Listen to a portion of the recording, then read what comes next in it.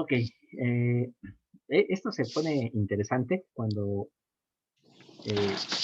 empezamos a leer estos detalles del capítulo 16, Después acompaña. porque no es nada más el simple hecho de que se mataba el becerro y ya se había hecho expiación.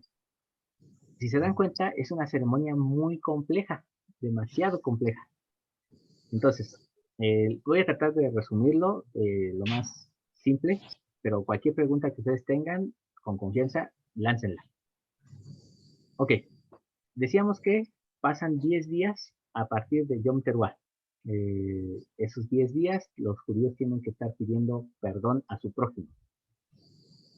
Son 10 días que representan a los gobiernos de las naciones. Entonces, los tiempos de los gentiles, los cuales ya terminaron, fueron un tiempo en el cual Israel tenía que arrepentirse para hacer teshuvah, es decir, volverse a Dios. Este es el tiempo en el cual se hace la transición. Se le quita el poder a las naciones gentiles para devolvérselo a las naciones de Israel, bueno, a las tribus de Israel. Y entonces, eh, esto prepara precisamente el escenario para el día de la expiación. Este día de la expiación, bueno, aclaro que es solamente un bosquejo, es así un resumen, porque hay muchas cosas, muchos detalles en esto, los cuales no nos va a dar tiempo de tomarlos, pero el sumo sacerdote se tenía que preparar durante estos días para poder eh, hacer estas ceremonias. Y llegando el día de expiación, el sumo sacerdote tenía que tomar 3 becerros. Uno, él mismo lo seleccionaba y era un becerro para sí mismo, para su familia y para purificación del santuario. Nuestras Biblias tienen muchísimos errores en este capítulo, muchísimos errores de traducción. Una de ellas es que habla de machos cabríos, de becerros, de cabras, y como que no se pone de acuerdo el traductor, porque o son cabras o son machos cabríos, o son machos cabríos o son becerros. Entonces, para que quede bien claro el asunto, es un carnero, son carneros, y era la razón por la que hacía énfasis en el sacrificio de Isaac. Cuando Isaac va a ser sacrificado por Abraham y el ángel lo detiene, le provee como sacrificio, en lugar de hacer el sacrificio humano, le provee un carnero. Y decíamos que el carnero representa a Cristo como rey, ya con las astas. Pero no es el derramamiento de sangre lo que salva a Isaac, que quede claro. Ahorita vamos a ver por qué. Entonces son tres carneros que van a tomarse. El primer carnero por Aarón, su familia y el santuario. Los otros 2 carneros tenían que ser tomados del pueblo, de tal forma que ambos iban a representar al pueblo. Toma la pastilla. Y se hacía se dice que se hacía una suerte. Déjame mover. ¿Qué significa esto de echar suerte? Significa que se tenía que averiguar de esos 2 carneros cuál iba a ser sacrificado y cuál iba a ser echado al desierto. El que iba a ser sacrificado, según la tradición, generalmente siempre caía en la mano derecha, era el carnero del sacrificio, mientras que el carnero del desierto tenía que ser el de la mano izquierda. Ahora, volviendo al primer carnero, Aarón tenía que lavarse, quitarse su ropa sacerdotal, ponerse las túnicas de lino y entonces hacer esta obra de sacrificio. Con este derramamiento de sangre en el altar del atrio, tomaba una parte de sangre para acercarse al lugar santo, ya como decíamos hace un rato, con el incenciario, eh, y con las brasas del altar, del altar del atrio. Llegaba al altar que estaba en el lugar santo, que es el altar del incienso, y entonces dice que tomaba con los puños. En otras ceremonias él tenía que tomar medidas específicas, pesos exactos, pero en esta ocasión él dice la escritura que solamente tomaba el puño. Entonces, ¿qué significa aquí? Estamos hablando de un momento de justicia y de misericordia, y tomaba 2 puños de incienso. Esto nos muestra que nosotros debemos de tomar de la justicia de Dios y de su misericordia con ambas manos, de forma abundante, sin pensar en que tiene que ser una pizca, un puñito o una medida específica, sino acudir a Dios en busca de justicia y de misericordia de forma abundante. Lo que nuestras manos puedan tomar, de eso debemos buscar. Y entonces, con ese incienso, decíamos que también llevaba un hisopo, y entonces podía entrar al lugar santísimo para hacer eh, ese derramamiento con el dedo. No lo hacía salpicándolo, no lo hacía derramándolo, lo hacía con el dedo sobre el caporet. Terminaba esa parte y entonces salía para hacer la siguiente parte, que es echar suertes sobre los 2 carneros. Y decíamos que un carnero era para expiación, y aquí es el otro gravísimo error que aparece en nuestras Biblias, porque hay un carnero que es para Azazel, y en las Biblias en las versiones que ustedes leyeron, no menciona a Azazel en ningún momento, pero las versiones más antiguas de Reina Valera y la versión hebrea dice que un macho cabrío era para Jehová y otro macho cabrío era para Azazel. ¿Quién es Azazel? Azazel es considerado como un demonio del desierto, que era prácticamente Satanás. Entonces, era un macho cabrío que representaba a Satanás y otro macho cabrío que representaba a Jehová. Y ahorita vamos a ver, no significa que le estuvieran ofreciendo sacrificios a Satanás, no, tiene una razón de ser. Recordemos que el concepto de Satanás surge hasta casi 600 años antes de Cristo. Antes de eso, Satanás no era tan personificado como actualmente en el cristianismo. Había muchos demonios y nosotros sabemos que hay muchos demonios y cada demonio tiene una función, al igual que los ángeles. Entonces, en este caso, Azazel era una representación de Satanás. En el libro de Enoch se Juan, ya menciona... me hice bolas. Ok, A ver, eran 3 ajá, carneros. sí, Uno era para Aarón y su familia. así es. Pero ¿cómo hacía el sacrificio? Igual que todos. O sea, ¿cómo se dice? ¿La ceremonia era igual? Sí, digamos, se degollaba el animal, se derramaba su sangre, eh, una parte de esa sangre se colocaba en una vasija, que era lo que se iba a llevar al lugar santísimo, eh, y lo demás se consumía en el altar. Era así una ofrenda ¿Y cuándo tomaba normal. las 2 puños de incienso? Ya que había tomado la Después, sangre, entonces tomaba el incensario, y todavía estando en el atrio, tomaba carbones del altar del sacrificio, y los colocaba en el incensario. del incensario. Y entonces se dirigía, ya que tenía la sangre y ya que tenía el incensario con los carbones encendidos, se dirigía al lugar santo. Ujú.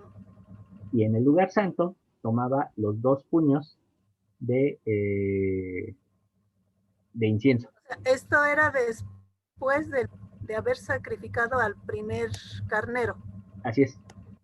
Ah, ya. Y ya sí, ahora sí ya entendí. Y entonces, Sigue, ya por favor.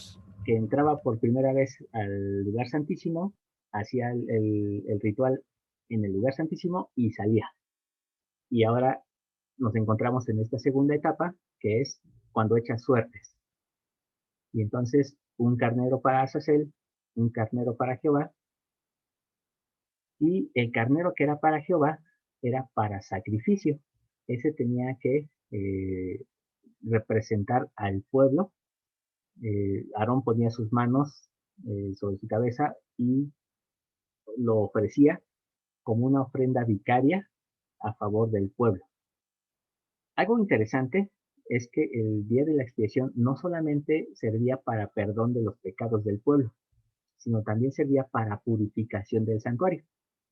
Entonces, cuando Aarón llevaba la sangre al lugar santísimo, pedía no solamente por el pueblo, sino pedía también como una especie de rededicación del tabernáculo. Y entonces nuevamente purificaba el tabernáculo, y en este caso con el segundo becerro, que era para sacrificio.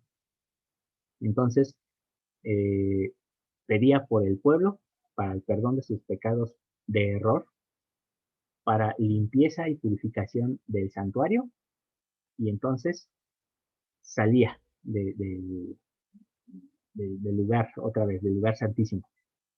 Ahora, atender al tercer carnero. Y este carnero, el que era para Azazel, dice la escritura que Aarón colocaba las manos sobre su cabeza y dice que enunciaba todos los pecados del pueblo, aquellos pecados que de alguna manera el pueblo no pudo o no se acordó de pedir perdón por ellos. Recordemos que Yom Kippur es para pecados por error. Entonces menciona todos los pecados que pudo haber cometido el pueblo y no se acordó, o se le olvidó, o no supo. Y entonces, ya que había enunciado todos los pecados y habiéndolo ofreciendo, lo ofrece de forma vicaria, entonces dice que lo manda al desierto. Este no es sacrificado. Este se tiene que ir hasta el desierto y allá que se pierda. Eh, Hubo un tiempo en el que el carnero regresaba y entonces pues la gente decía, ¿cómo puede regresar el carnero que lleva todos los pecados del pueblo? Entonces lo que hacían era llevar a ese carnero hasta un precipicio y de ahí lo arrojaban, lo mataban, no por sacrificio, sino por arrojándolo al vacío, para que no regresara con los pecados. De ahí es de donde surge la famosa frase chivo expiatorio, porque este era el chivo, o en realidad un carnero, que llevaba todos los pecados del pueblo sin deberla y sin temerla. Eso es lo mismo que le pasa a Satanás. Satanás muchas veces es el responsable de los pecados que nosotros mismos quisimos cometer. Y entonces él se convierte en el chivo expiatorio para nuestros propios pecados. O sea que culpamos a Satanás de las cosas erróneas que cometemos nosotros, Exacto, ¿no? La serpiente me engañó y yo comí. así es. Cuando en realidad ella quiso comer. Ujú. Entonces, esa es nuestra tendencia natural. Pero en nada queda justificado Satanás, obviamente, ¿no? No, o Digo, sea, el pobre chivo, el pobre carnero, ese sí estaba justificado porque no hizo nada para pagar eso. Pero Satanás, quieras o no, es la representación de la maldad. Entonces, no es inocente en el sentido de que lo culpamos inocentemente. Él no es inocente, ya que pensando que sea dual, todo lo bueno y todo lo que nos hace pensar en lo bueno viene de Dios, ¿no? De Jesucristo. Entonces, todo lo malo y toda la maldad viene del diablo. Así es, pero solamente por representación. No es que realmente venga Dios y me diga, ¿sabes qué? Paga tu diezmo. O que venga Satanás en esa ilusión caricaturesca de tener a nuestro Ajá. ángel y a nuestro demonio, diciéndonos uno paga tu diezmo y el otro no, no lo pagues. Eso es solamente una representación. Y en este Yo caso, pienso, eh, sí, hermano. yo pienso algo. Eh, Cuando se toma el fruto del árbol del conocimiento del bien y del mal, ya conocemos lo bueno y lo malo. Ya sabemos que a toda cosa hay una oposición. Entonces no siempre es el pobre diablo. Sí, él indujo, si tú quieres, pero cuando tú ya tienes conocimiento, tú decides si lo haces o no, porque Dios nos da conocimiento, discernimiento y libre albedrío. Entonces, Adán y Eva, conociendo ya lo bueno y lo malo, ellos discernieron qué era lo correcto y lo incorrecto y actuaron, ¿sí? Entonces, no siempre a decir, es que es todo el diablo, no, porque hasta los niños chiquitos, y yo he tenido prueba de ello, ellos lo intuyen en su espíritu, en su ser, de que hay cosas que no son correctas. Y aunque un adulto le diga, ay, sí, mira, hazlo, mi vida, que bonito, jajaja, pero lo hacen porque les da risa lo que hace el bebé. Pero el bebé intuye que hay cierta malicia en la risa de los adultos y se niega. Y yo lo vi con 2 niños pequeños, que yo dije, sí tenemos el espíritu que nos ayuda desde chiquitos a percibir lo que no es correcto. Algunos sí, pues le siguen el juego a los adultos, pero hay quienes no. O sea, no siempre es el diablo, también Pero es... sí, hermana. A la edad de los 8 años puede ser, pero más chiquitos, pues no conocen el bien y el mal, no disciernen, o sea, no hay ese discernimiento. Mira, un sobrino mío de 2 años y medio no hablaba bien. Entonces, por ahí había una frase que decía que llegaba el curro, que era un torero, con sus perros, y como molestaba, no dejaba dormir. Entonces al niño lo pusieron a decir, oiga, señor, calle estos animales, porque los perros del curro me molestan. Entonces un niño que no habla bien, ¿sí? Con el perdón de la audiencia, luego usan la L. Y pues la gente se rió por cómo hablaba el niño. Entonces, con papá y mamá, ¿no? Así acá, y 2 tíos que estábamos presentes. Pero cuando hubo una reunión de adultos, de toda la familia del papá del niño, pues gente dada a la cervecita y cosas, llamaron al niño y le dijeron, a ver, hijo, diles esta frase. Y el niño pues la dijo en su inocencia, pero las carcajadas de los que estaban ahí se sintió.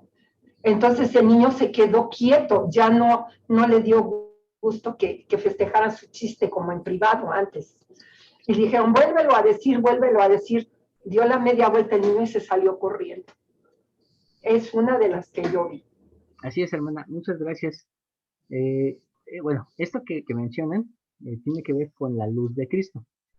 Toda persona que nace en este mundo, desde que nace, tiene la luz de Cristo. Y efectivamente nos ayuda a discernir lo bueno y lo malo, aunque no tengamos razonamiento o conciencia de ello. Eh, Sin embargo, algo concerniente a esto del chivo expiatorio, eh, lo que es importante mencionar es que no, Satanás no es el único personaje en el abismo. Existen muchos otros demonios y esos demonios también hacen su trabajo y no necesariamente al servicio de Satanás. Ese es el gran detalle, que incluso hay muchos demonios que nos rodean que influyen en nosotros, pero siempre culpamos a uno y siempre culpamos al mismo. Y ese es un grave error. Eh, Precisamente les comentaba acerca del libro de Enoc. El libro de Enoc nos habla, es un libro apócrifo, eh, pero es un libro que nos muestra cómo al inicio después de la caída, varios demonios empiezan a enseñarles ciertas artes, o lo que actualmente podríamos llamar artes, a las personas. Algunas de esas artes es precisamente, que fue en el caso de Azazel, él fue el que enseña a las mujeres a maquillarse, les enseña sobre el arte de cómo seducir al hombre. Entonces, Azazel es solamente uno de los demonios que se mencionan en el libro de Enoch, pero no es Satanás propiamente. ¿Qué ocurre? Que a nosotros nos rodean muchos demonios y también tienen sus funciones y también tienen sus conocimientos e influyen en nosotros. Pero, y esto es algo que José Smith enseñó, la mayoría de los pecados que nosotros hacemos, lo hacemos porque nosotros lo queremos, lo pensamos y lo deseamos. Y hay cosas que harían temblar al propio Satanás, o que hacen temblar al propio Satanás, de las cosas que nosotros hacemos. Entonces, nuestra maldad es más grande que la del propio Satanás. Él es responsable de sus propios pecados, tanto como nosotros de los nuestros. Entonces, esto es lo que ocurre aquí, que se culpa a uno y se manda al desierto, se saca. Pero, ojo, el día de la expiación tiene una enseñanza profética. Entonces, nos enseña tanto de Cristo en su periodo en la carne, como nos enseña también de Cristo en su segunda venida. ¿Recuerdan que cuando tenían que liberar a dos personas, tenían que elegir entre uno y otro, uno que era el malo y otro que era el bueno? Jesús contra Barrabás. Sí. ¿A quién de los dos prefirieron? A Barrabás. Y entonces la, la, la, el carnero, que era para Azazel, fue liberado. Fue dejado libre, mientras que el otro tuvo que ser inmolado, tuvo que sufrir sacrificio. Esta es la enseñanza concerniente a esto. Pero también nos habla que en el futuro, cuando Cristo venga, va a atar a Satanás. Y toda la maldad entonces será dejada afuera del campamento y no habrá maldad sobre la tierra. Son 1000 años en los cuales será sacada del mundo la maldad y entonces podrá reinar la justicia. Y eso es interesante porque en el milenio, y ustedes van a poderlo ver en las escrituras, en el milenio no reina la misericordia, en el milenio reina la justicia. Pero esto es gracias a la misericordia que vino previamente. Pero también nos enseña algo de nosotros mismos. Y esto es lo más hermoso y quisiera acabar con este tema, bueno, con esta clase en este punto. Cuando nosotros hemos hecho el sacrificio, cuando hemos llevado nuestro corbán, es decir, nuestro corazón quebrantado y nuestro espíritu contrito en oración al altar y pedimos perdón a Dios por las faltas que hemos cometido, no debemos de olvidar que también debemos de pedir por nuestros semejantes. Y ese es el segundo carnero. El segundo carnero nos muestra que debemos de tener, así como pedimos misericordia por nosotros, también debemos pedir misericordia por nuestro prójimo, por nuestro pueblo. A veces somos muy drásticos con nuestros hermanos y decimos, pues es que los hermanos no asisten, llegan tarde, no ponen atención, etcétera, etcétera. Y somos muy, muy estrictos en nuestra forma de medir con nuestro ojo. Pero se nos olvida que también tenemos la responsabilidad como sacerdotes del reino de Dios, como reyes y reinas, sacerdotes y sacerdotisas, de pedir a favor del pueblo, de interceder por ellos. Y no conformes con esto, nosotros tenemos también la responsabilidad de, una vez que hemos reconocido el pecado, hemos llegado al altar con corazón quebrantado y espíritu contrito, reconocemos el pecado de nuestro prójimo y pedimos perdón por él, ahora hay que dejarlo ir. Hay que dejar que ese carnero se vaya y que se pierda. El Señor ha prometido que si nosotros nos hemos arrepentido sinceramente, Él olvida nuestro pecado y no lo recuerda más. Entonces, la pregunta sería, ¿por qué nosotros sí lo seguimos recordando? ¿Por qué hay cosas de las cuales nos seguimos atormentando en nuestra vida y no las dejamos ir? ¿Por qué hay cosas que atormentan a nuestro prójimo y nosotros las estamos remarcando y le ponemos limón a la herida y hasta parece como si lo disfrutáramos en ciertas ocasiones? Reprochamos, a veces decimos perdono pero no olvido, y ese es un gran error. Dejemos que el macho cabrío de Azazel se vaya, que ya esté en el abismo donde es su lugar. Si nos hemos arrepentido sinceramente, Dios perdonará nuestras faltas. Y quisiera leer algo solamente de la sección 45 de Doctrina y Convenio. Y pensemos, hay mucha doctrina que aprender de esto, y lo vamos a ver en la próxima semana, pero ahorita solamente quisiera que nos vayamos con el mensaje de lo que está haciendo Jesucristo en este momento.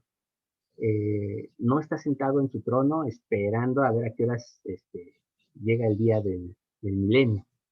Está trabajando en un santuario celestial haciendo Yom Kippur. ¿Y qué es lo que hace en ese momento? Dice, escuchad al que es vuestro intercesor con el Padre, que aboga por vuestra causa ante él, diciendo, Padre, ve los padecimientos y la muerte de aquel que no pecó, en quien te complaciste. Ve la sangre de tu Hijo que fue derramada, la sangre de aquel que diste, para que tú mismo fueses glorificado. Él es nuestro intercesor, es nuestro sumo sacerdote que ha entrado al lugar santísimo. Y cuando nosotros obramos justicia,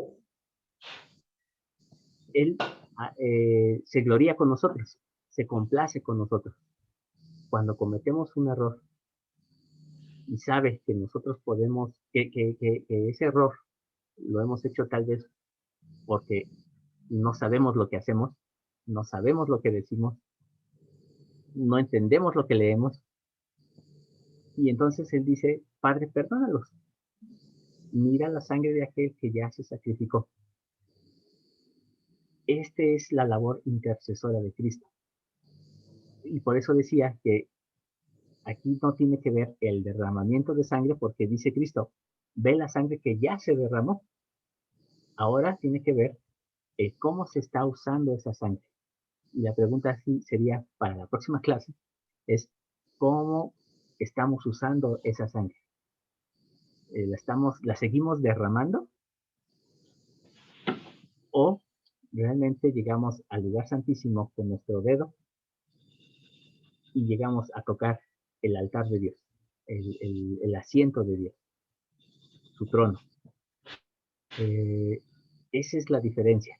Uno puede derramar la sangre en el altar, cuantas veces sean, pero derramar la sangre de Cristo tantas veces es una burla. Pero si nosotros con solemnidad, vestidos de túnicas de lino fino, llegamos al lugar santísimo y lo tocamos con nuestro dedo con sangre, con la sangre de Cristo. Entonces, estamos haciendo teshuvah. Estamos buscando la presencia de Dios después de haber hecho metanoia, un cambio en nuestro corazón. Que el Señor pueda bendecirnos con esa fortaleza de ser valientes y dejar ir las cosas que sigan ahogando nuestra alma. Y que podamos recibir en abundancia la misericordia que Él tiene. Que tomemos su justicia con las dos manos. Lo mismo que su misericordia. Comparto estas cosas y lo hago con mucho amor en el nombre de nuestro Señor Jesucristo. Amén. Amén. Amén. Gracias, Vania, gracias por ese comentario. Pues, no sé si tengan alguna pregunta, queja, chisme, duende, mitote.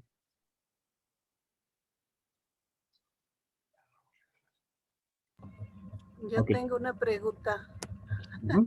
¿Cuándo se va a acabar el curso? Ah, Ana ya nos quiere mandar a dormir. Qué tarde, qué tarde. No, Pues, por ahí de septiembre. gracias a Dios septiembre que no. del siguiente año, hermano. Se supone que tengo entendido que es la segunda semana, Carlitos, no sé si estoy mal, la segunda semana de junio. No, es hasta febrero. Ajá. Ahora El es siguiente anual. año. Sí, la segunda de junio. Generalmente es el 10 de junio. Si alguien se atrasó, pues hasta, bueno, en mi caso es el 10 de junio porque es en jueves. En tu caso sería el 11. Si alguien se atrasó, tenemos una semana más, que sería hasta el 18. 18.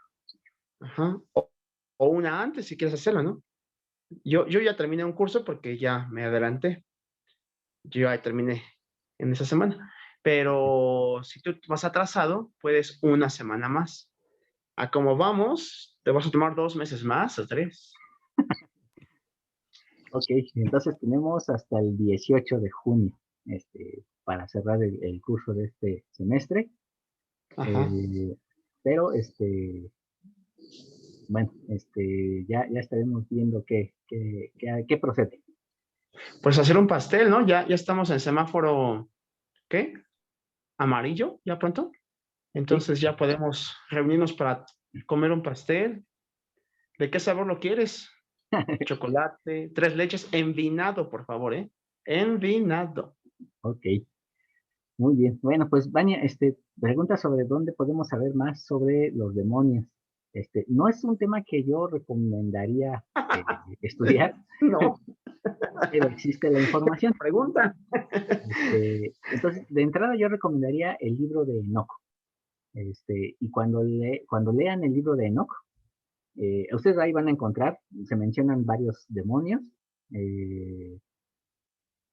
Ojo, el libro de Enoch no los menciona como demonios, los menciona como ángeles caídos.